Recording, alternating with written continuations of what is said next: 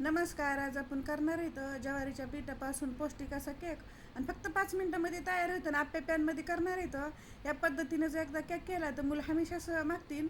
रेसिपीला सुरुवात करू. हे 2 वाट्या ज्वारीचं पीठ घेतलेलं आहे. हे पीठ चाळून घ्यायचं.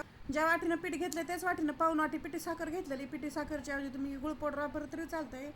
पाऊण वाटी दूध पावडर घेतलेली आणि अर्धी वाटी कोको पावडर घेतलेली. कोको पावडर वापरायची, त्यामुळे कमी साखर टाकलेली. तुम्हाला अजून जो गोड जास्त आवडत असेल थोडी साखर वाढवायची.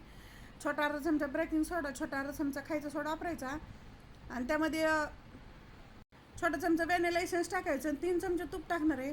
पोहे खायचे चमचेत ना त्यात चमच्यानं तूप वापरायचं किंवा तुम्ही तेल वापरलं ते चालतंय, पण आपण पौष्टिक असं केक करणार त्यामुळे तूप वापरलेलं आहे. ज्या वाटीनं पीठ मोजून घेतलं त्याच वाटीनं आपण दूध घेणार आहे. तर 1.25 वाट्या दूध लागत आहे. दूध टाकून चांगलं असं एक जीव करून सगळं घ्यायचं बघा, असंच परफेक्ट पाहिजे.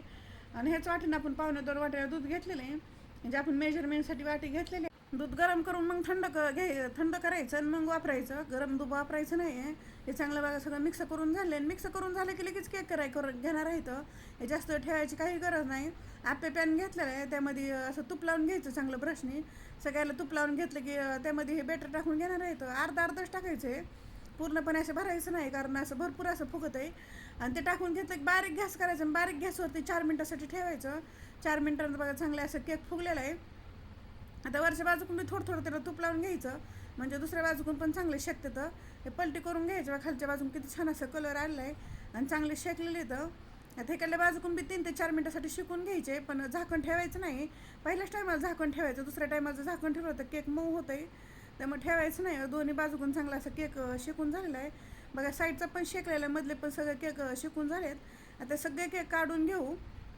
की छान असे केक तयार झाले. तर हे केक तुम्ही पाहू शकता की ते आतमध्ये मऊ झालेत केक, अजिबात असे झालं नाही. जाळीदार केक तयार झालेत आणि झटकीपट तयार होते. तर या पद्धतीने एकदा केक नक्की ट्राय करा. जास्त टाईमही लागत नाही. झटकीपट असं काही खावं वाटलं की पटकन असं केक करायचा किंवा असं मुलांच्या डब्यांसाठी जर दिलं तर मुलं आवडीनं खातात.